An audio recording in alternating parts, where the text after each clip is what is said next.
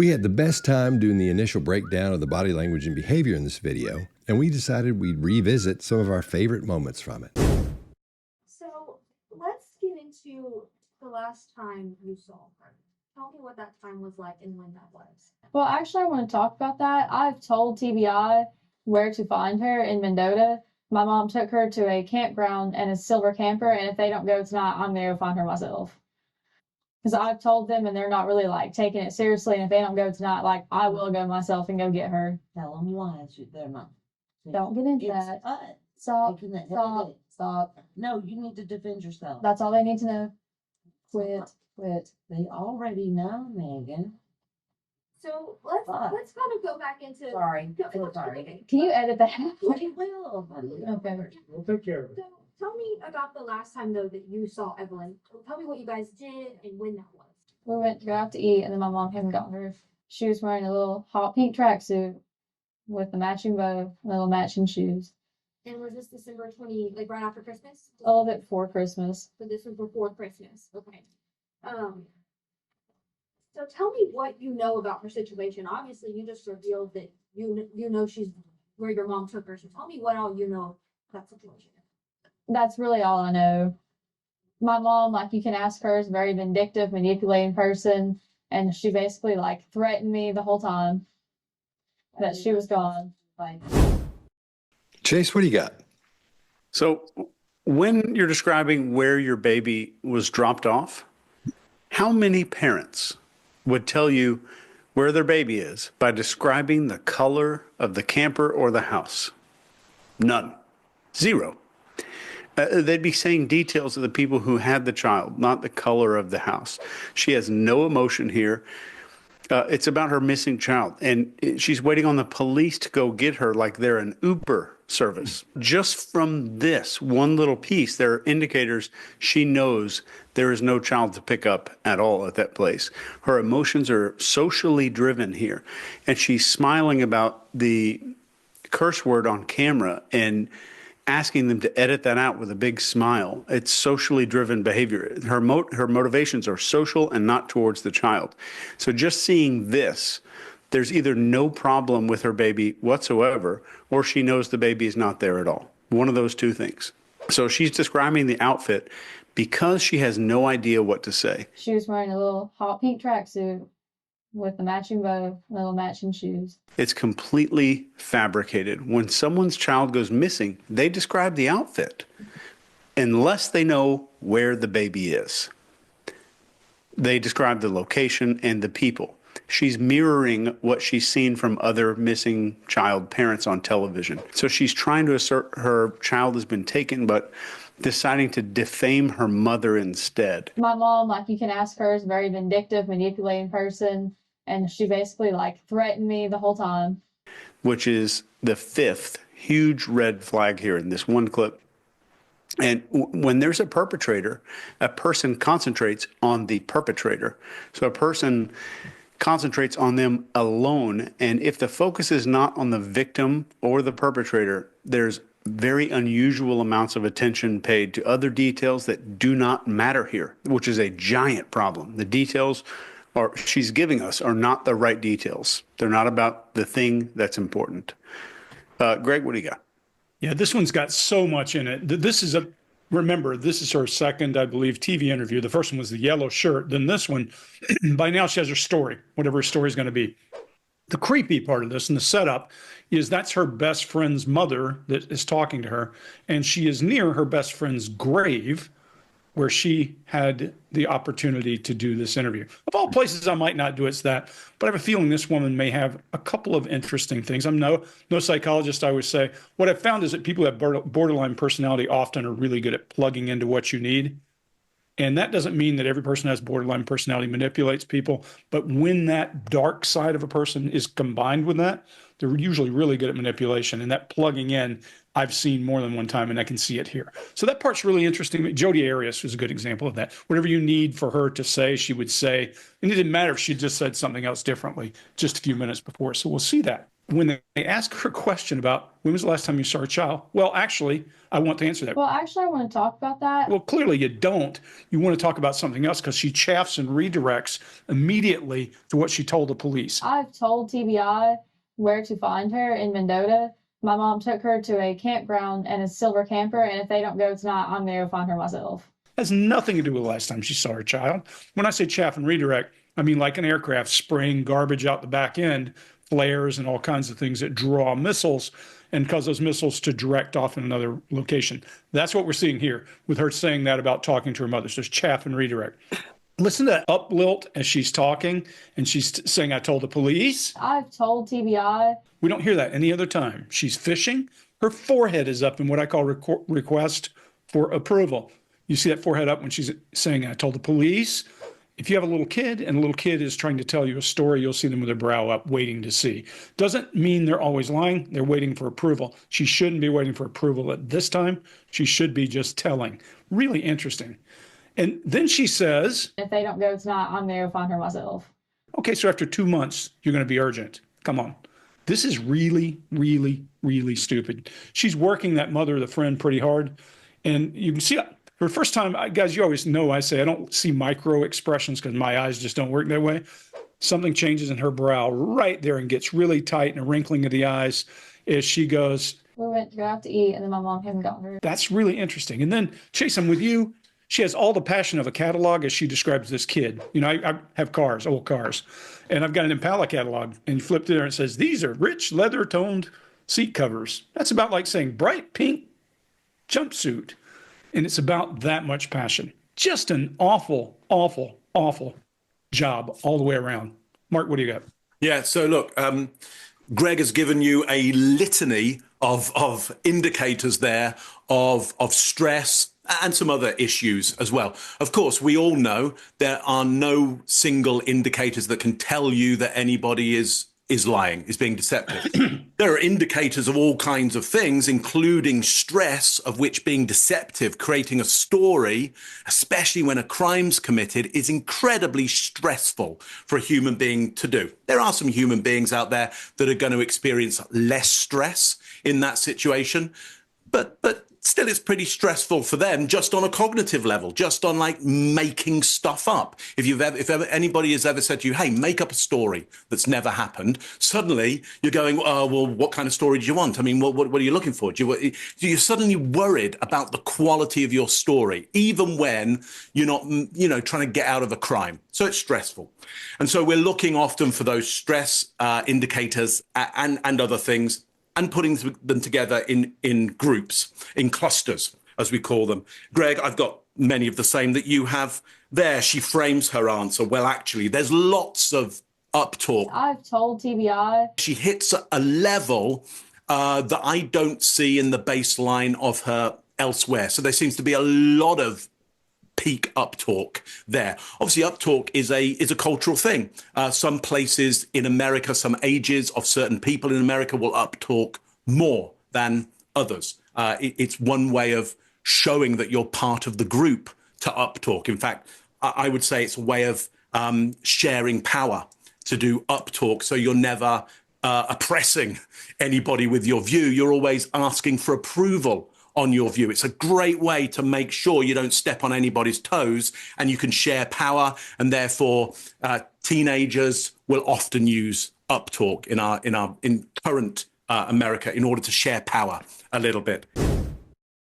I spend my career analysing what people reveal to the world, so take a look at this. This is an 11-page report of personal information that data brokers have collected about me, and they're selling it to anyone who wants to buy it. Now, we talk about safety signals on this channel, knowing that billions of dollars are being made by strangers trading your home address, your relatives' names, and your financial history, and that triggers a very specific signal, vulnerability. It feels like you're being watched because digitally, you are, but you don't have to stay exposed, and that's why we use our sponsor, Aura.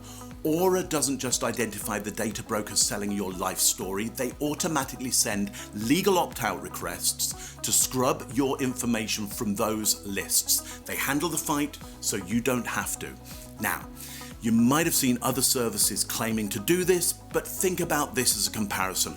Most services only do one piece of the puzzle. Aura is a full security detail. You get alerts if your info hits the dark web, real-time credit and banking fraud alerts, and a VPN for private browsing and antivirus. Look, if the worst happens, they provide up to $5 million in identity theft insurance protection and 24/7 US-based support to resolve it.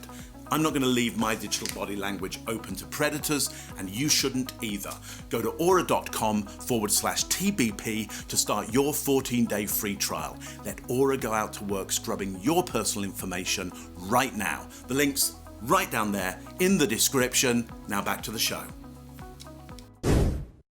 Anyway, what else do I see? I see the eyes in shade, so the eyes going down, but also threat checking as well to work out, are you getting this? Are you buying this? Is this good for you? Got one half of the face more in shade than the other with the hair down. Now, I do see her with that hairstyle in the first video, but we can see more into her face there.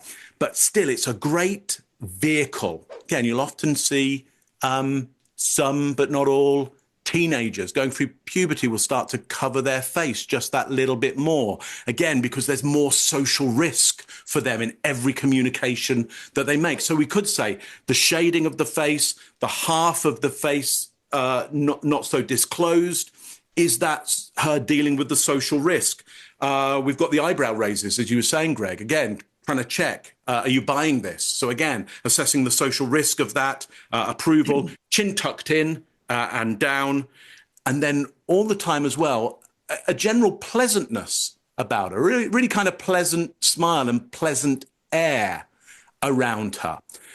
So either that's because she just isn't bothered about this crime, that's a possibility, or she's wanting to portray everything as actually being okay because she doesn't want to create any more drama than there already is around all of this. And of course, there's a drama because there's a missing child. And quite rightly so, when a child goes missing, hopefully you would hope, and it does, the community go, well, this is important because this child has no agency for themselves. They can't survive on their own. So we're going to come in and we're going to deal with this thing. And so there's a big piece of theatre going on around this. Scott, what do you got on this one? Yeah, I agree with you. I don't like it when somebody does something to a little kid. That's one of my, I don't like that at all. So I'll be a little negative on her. And as everybody else, nobody's been positive, but if I'll try to keep it in check. But she's not stressed here. She's not stressed at all. She's following her protocol when she's lying so much in this. She does that little smile. She's too relaxed. If she knew where that child was, she would have been there already. And it wouldn't have been the next day. And it wouldn't have been that evening. It would have been that afternoon. If it had happened in the early afternoon, she'd have said, wait, where is he? She would have gone there. There'd be no two ways about it. Nobody goes missing for that long without somebody within 5 hours going, let me just check on her. Let me see what's going on. Just touching base, man. Nothing like that. No concern. There's nothing in there that shows concern. We don't say anything other than that little smile she's got. And I'm about to lean into it and think a lot of that's a Duper's delight because it shows up at the times when I think she thinks she's getting away with it. And it's, I can't say for sure because it's really big, but that's the road it seems to be going down to me. Her blink rate's really low. Do you know why her blink rates are? You guys know. It's because she keeps looking at the woman she's talking to make sure that woman believes this horse story she's telling. And she wants to make sure, her brain wants to make sure that's what's happening. So that's why her eyes are kind of open and she keeps looking at her and not blinking a lot.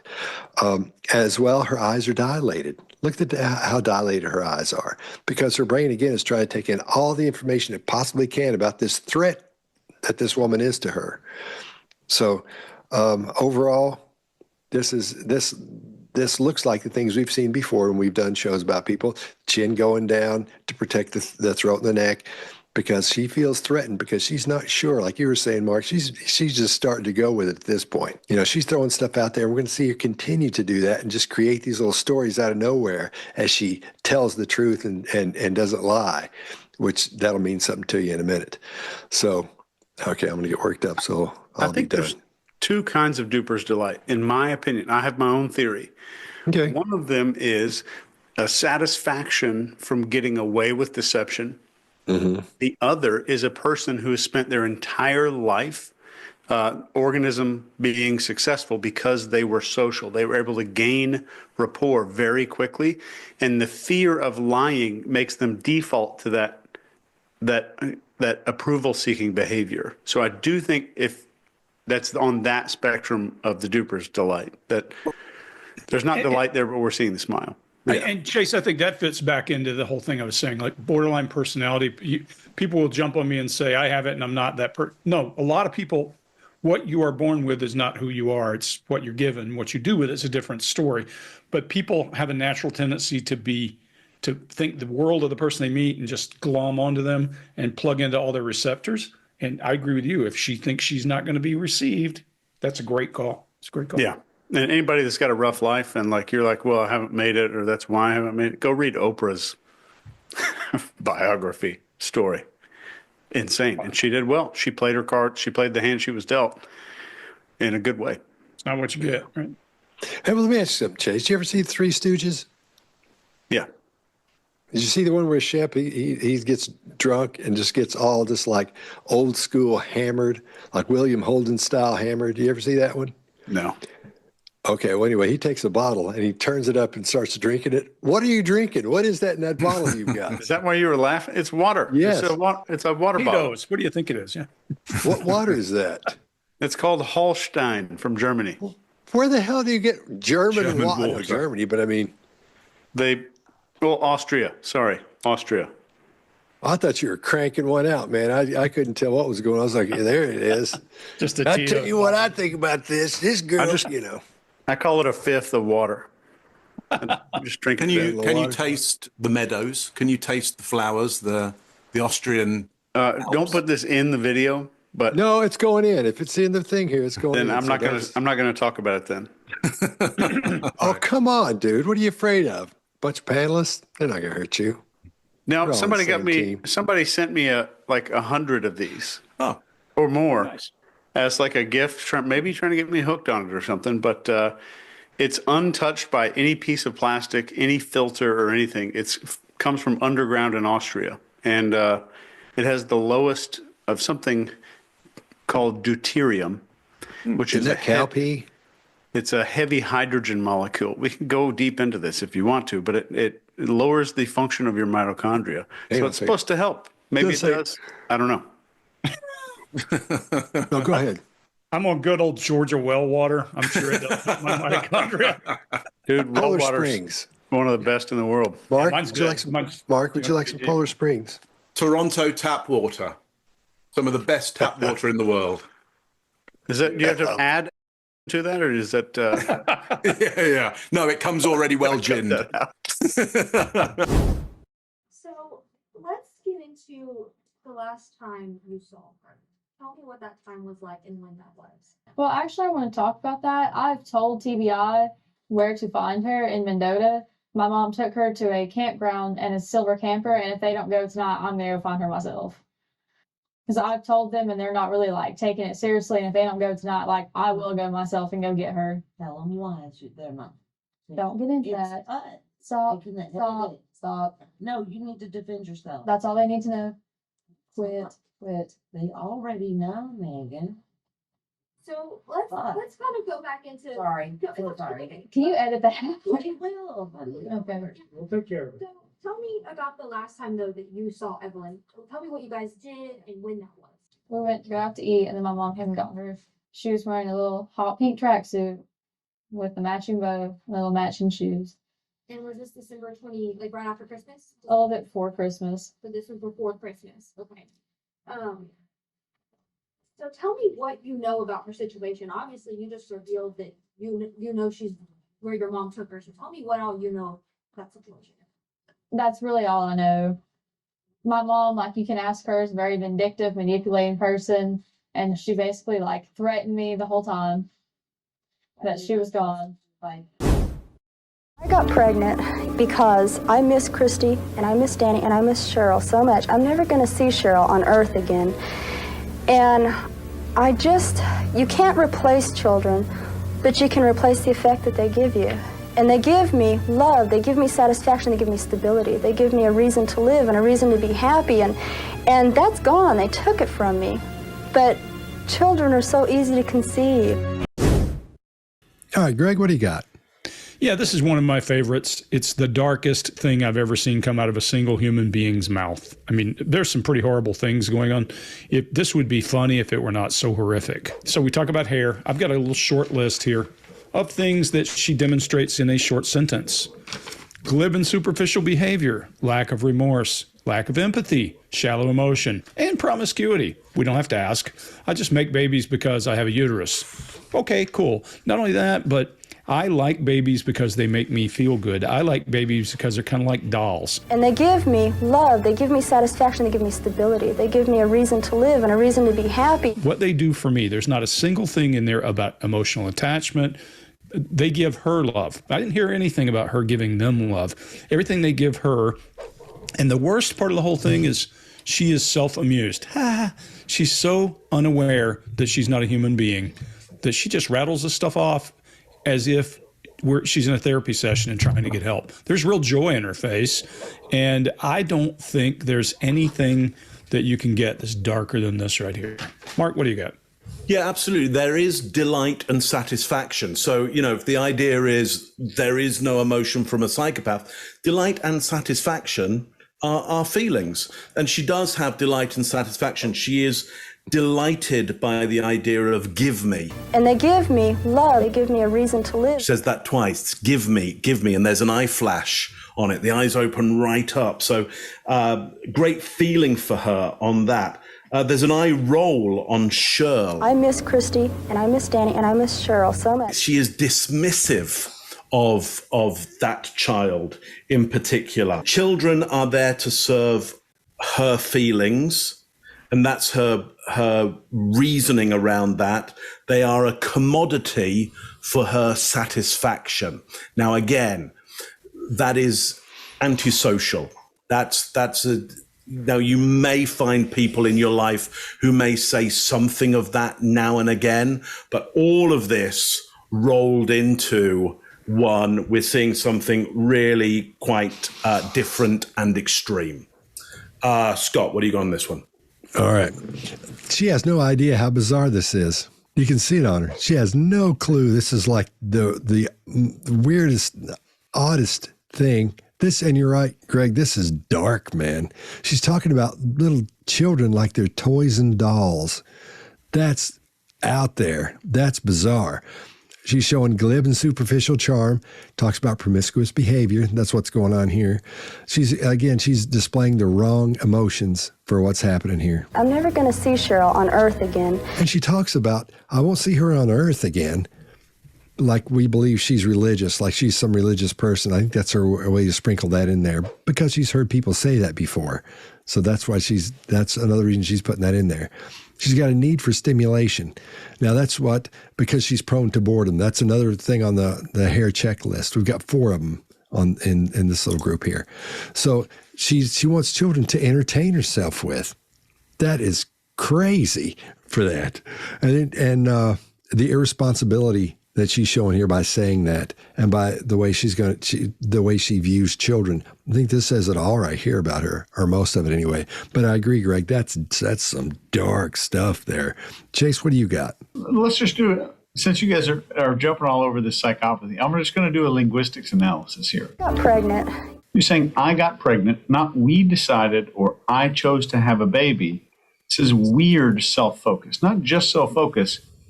I think the science term for this is super duper weird self-focus with no regard for the child, no regard for who the father of that child is. And she describes children how people describe service animals or people describe drugs on a pharmaceutical commercial. Like if you're watching a commercial for like some diabetes medication or something. That's how she describes kids.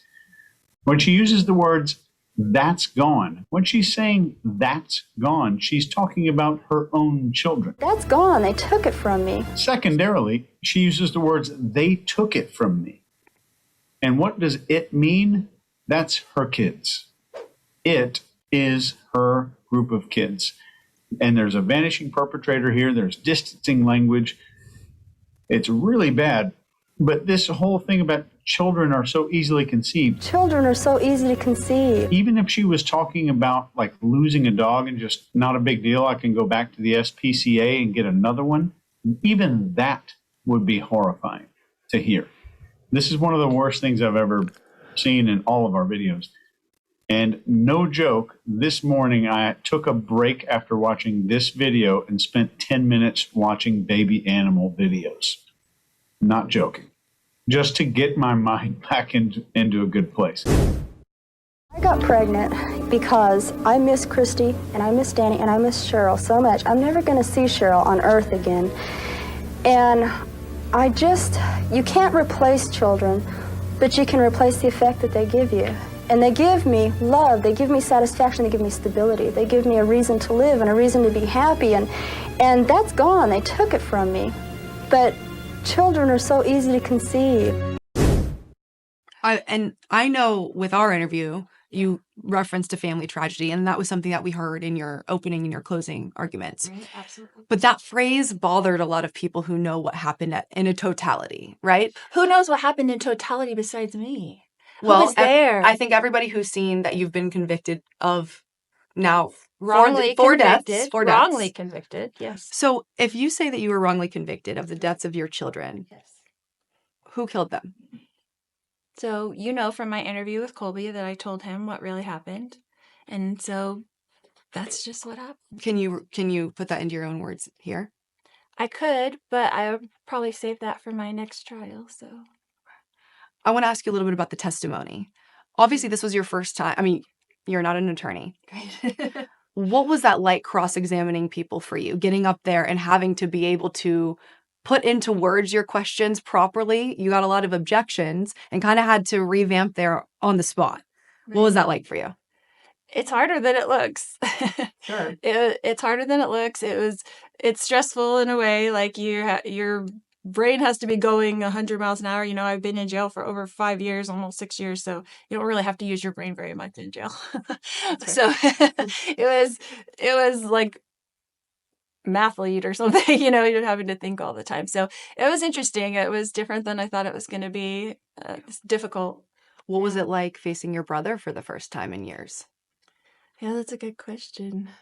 You know, it all happened so fast. I'm still really kind of processing. I mean, yesterday was the first day I slept in like 3 weeks or so. So today I slept into a little bit and I knew you guys were coming. I was like, I better get up because, you know, I knew you guys were coming. But it was different than I thought. Did you think that your interactions with Adam were positive between the two of you in the courtroom? I didn't really think anything at the time. I was trying to be in just lawyer mode and kind of do my job at the time. You know, it's hard because you have being your own attorney, right? You're obviously emotional, and women were obviously more emotional than the men who get up and do it. But I tried to mostly be in attorney mode and try to stick to that. All right, Greg, what do you got? This is a really good one because we talk a lot of times about single shoulder shrugs. And there's a thing in here that looks almost like a double shoulder shrug because she's alternating shoulders so quickly. It's just a really weird body language of uncertainty. I think that she's just uncertain about how it's going to be perceived because she's going to speak a language that means nothing to this person. And of course, you might be like, do you believe that? Do you believe that? And that's a classic bullshitter move, that if you fish with light bait and they take it, then you go deeper and deeper and deeper. And Scott, I think that illustrates what you said about the box getting bigger. You get in there and you start pontificating and you start creating all this new knowledge, this new wisdom. That sounds a hell of a lot like a cult to me. And it feels like she might be in her own little cult now that she's separated out. But there's more separation than smugness. She eye closes Chase to your closed eye talking at one point just before she starts doing the Macarena or whatever she's doing there. And she doesn't answer the question when she's offered an answer. She does a point back to, like I told the other guy. Who killed them? So you know from my interview with Colby that I told him what really happened. And so that's just what happened. That's classic for us. When a person avoids the question by saying, I already told somebody that, that usually means, okay, I'm not going to answer because it will incriminate me in some way. All this laughing and smiling is exactly that bonding piece. Look, she's just been convicted of murder, maybe for the second or third time, don't remember. And she's smiling and happy and got her makeup on just perfectly and all that kind of stuff. This is the organism doing what the organism has always done and it's been successful with, probably since high school or junior high school or somewhere like that. She tells you it's a good question, but she doesn't answer it. Another good leading indicator of bullshit. What was it like facing your brother for the first time in years?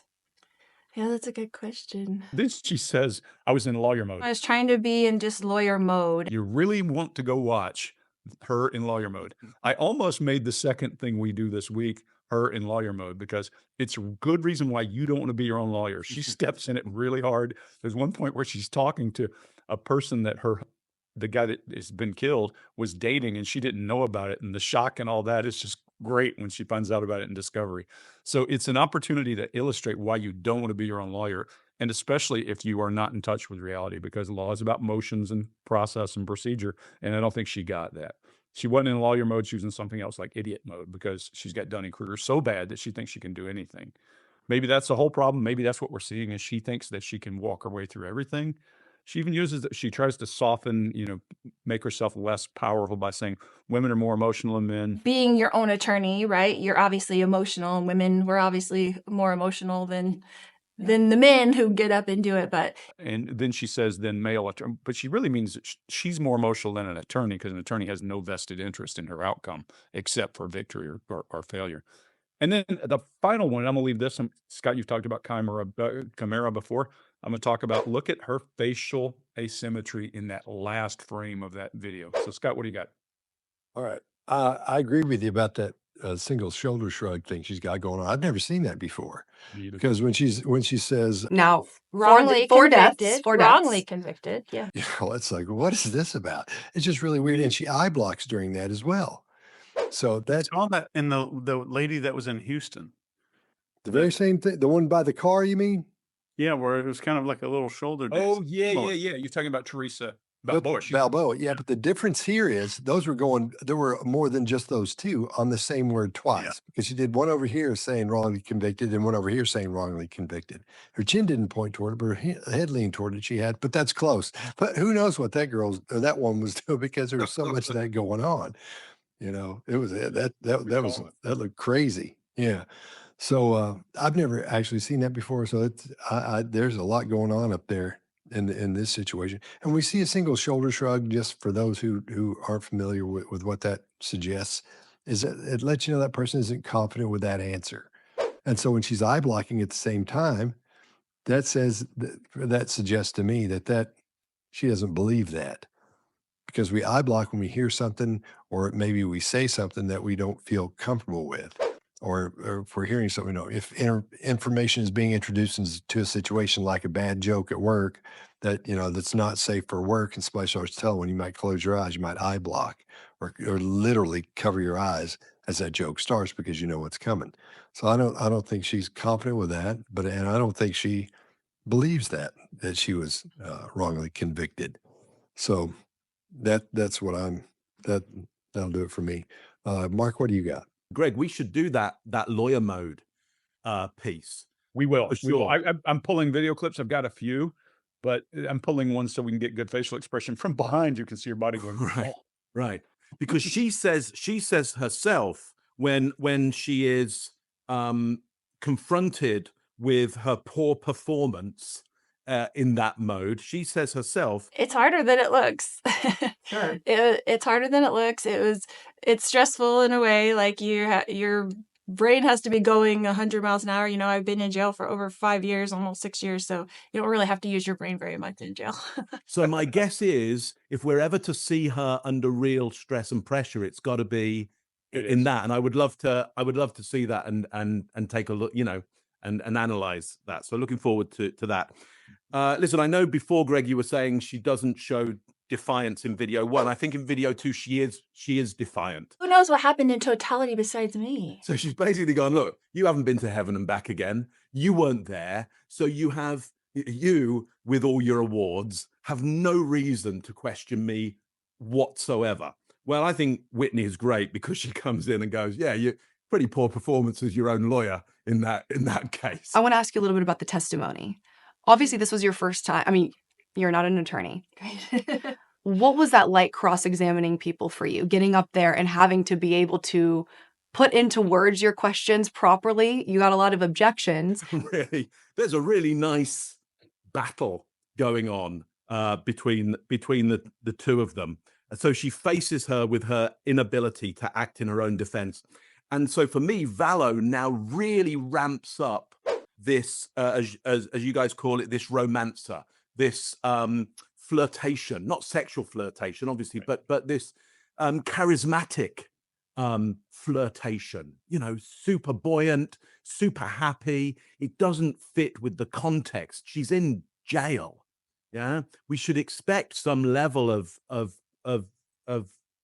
depression and anger and upset, but there's none. It's like it's the best thing that's ever happened, and it's flirtatious with that, and that really ramps up for me the moment that the interviewer says, you were pretty terrible at being your own lawyer, weren't you? Bang, up it comes. Massive charisma comes out. Well, look, you know, this is going to be no surprise to anybody, but what kind of person, when confronted with their own inabilities, is going to ramp up, you know, their style or their charisma, or they're taking you down? What kind of character does that? What kind of personality, you know, might do that? That's possibly who we have here.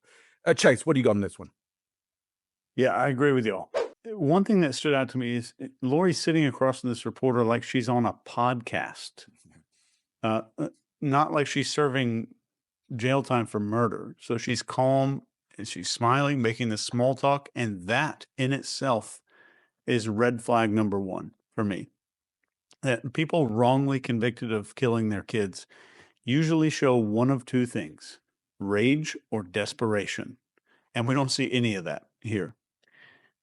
She's comfortable, maybe too comfortable here, because she's not reacting to the weight of the crime. She's reacting to the opportunity to shape some narrative here, not the crime. So she says she was wrongly convicted, but she never asks who did it. She's not screaming for any kind of justice. There's no perpetrator out there in the wind who did these things. And she says, only I knew what really happened, and then kind of shrugs it off and says, I'm going to save it for my next trial. Can you put that into your own words here? I could, but I would probably save that for my next trial. So That's not grief. That's just narrative control. That's very plain and simple. But keep in mind that innocent people clarify, guilty people delay. Lori is keeping the truth, or her version of it, locked up because it's a tool. It's not the truth, it's a tool. So she's not out of options. She's apparently just kind of playing them slow. But she jokes about cross-examining people like it's a high school competition. it was like mathlete or something, you know, you're having to think all the time. So 6 years in prison, 2 dead children, and she's talking about how hard it was to think on her feet in a courtroom. That's just emotional detachment. And that's the dangerous part here. She doesn't seem like a threat. She seems composed. And I just want to leave you with one thing here. The more composed somebody is when they shouldn't be, the louder that should be speaking to you. That should be screaming in your face. Let's have a look at another. I know with our interview, you referenced a family tragedy, and that was something that we heard in your opening and your closing arguments. right, absolutely. But that phrase bothered a lot of people who know what happened in a totality, right? Who knows what happened in totality besides me? Who Well, was there? I think everybody who's seen that you've been convicted of now wrongly four convicted. deaths. Wrongly convicted. Yes. So if you say that you were wrongly convicted of the deaths of your children, Yes. who killed them? So you know from my interview with Colby that I told him what really happened, and so that's just what happened. Can you put that into your own words here? I could, but I would probably save that for my next trial. So I want to ask you a little bit about the testimony. Obviously, this was your first time. I mean, you're not an attorney. great. What was that like cross-examining people for you, getting up there and having to be able to put into words your questions properly? You got a lot of objections and kind of had to revamp there on the spot. What was that like for you? It's harder than it looks. Sure. It's harder than it looks. It's stressful in a way. Like your brain has to be going 100 miles an hour. You know, I've been in jail for over 5 years, almost 6 years, so you don't really have to use your brain very much in jail. So it was like mathlete or something, you know, you're having to think all the time. So it was interesting. It was different than I thought it was going to be. It's difficult. What was it like facing your brother for the first time in years? Yeah, that's a good question. You know, it all happened so fast. I'm still really kind of processing. I mean, yesterday was the first day I slept in like 3 weeks or so. So today I slept into a little bit and I knew you guys were coming. I was like, I better get up because, you know, I knew you guys were coming. But it was different than I thought. Did you think that your interactions with Adam were positive between the two of you in the courtroom? I didn't really think anything at the time. I was trying to be in just lawyer mode and kind of do my job at the time. You know, it's hard because you have being your own attorney, right? You're obviously emotional, and women were obviously more emotional than the men who get up and do it. But I tried to mostly be in attorney mode and try to stick to that. Sleep, I can't eat, I can't do anything but think about them. And I just want to hug them so bad and tell them I love them. Greg, what do you got? Yeah, so right off the beginning of this, it might be true that she wants to hug them, she wants to do this, she wants to do that, but she's eye blocking. There is not a single bit of grief. There's no concern, nothing in the forehead. There's no snot, no tears. It's the worst kind of fake cry. It's Scott, I'm so sorry. You really don't like what I did. That's all it is. This is garbage. Chase, what do you got? Yeah, I agree with you. So this eye closure is not from the crying. This is exactly what you just said, Greg. This is avoidance. There's no movement here in the chin boss, which we always see when we see shame and grief. There's a hygienic gesture during the crying. And it's not to wipe tears, which is very unusual. So adjusting your hair while crying doesn't look very good. So she's kind of just pushing her hair back there. That's what we call in the behavior business a hygienic gesture. And she said, I just want to hug them. I just want to hug them so bad. There's a baton gesture she does with her hand as she's talking, her hands back here. Something that we always look for is things that don't line up. Scott talks about this in a lot of the other videos when a gesture doesn't really match up with a person's phrases. What I think is interesting here is that the gesture doesn't match up with anything that's going on. It doesn't match up emotionally with the tone of her voice or the cadence or the words that she's saying. So I would like to invent a new a name for what we're seeing here where it doesn't match up with anything and just call it gesture arrhythmia. So okay, I called it illustrator non-alignment or something like that. The word alignment in there for the illustrator, so it's close. Yep, very good. In the past. Yep. Yeah, I think this is this gesture isn't associated with sadness or grief or loss or anything there, and that's all I got for this video. Mark, what do you see?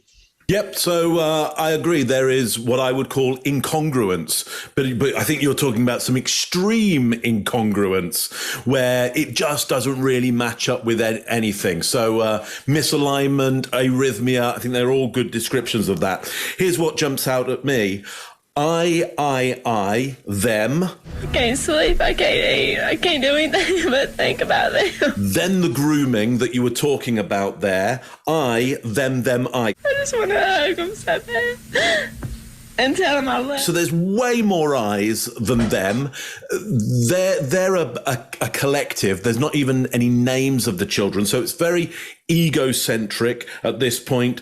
The male is very different from the female, different rhythm going on, not joining in with this crying, you know, even if it is, you know, kind of fake. He's not even joining in with anything real or fake here.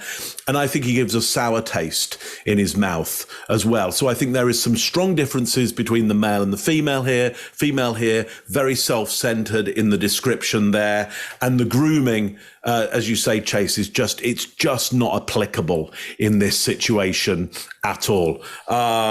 Scott, what do you got on this one? All right.